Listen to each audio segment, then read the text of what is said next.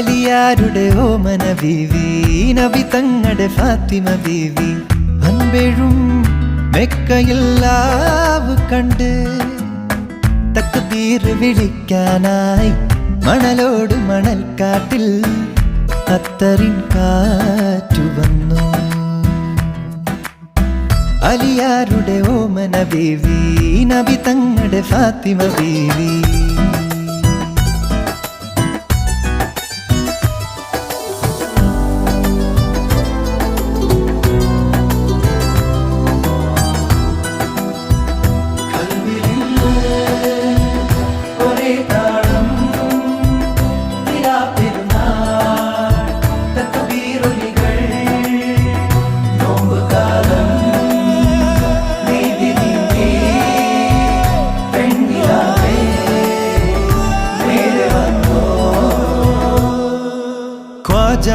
മെഹബൂബിൻ തിരുവരുളാലേ രാവേറെ ചൊല്ലാൻ 1000 തഹ്ലീലുകൾ.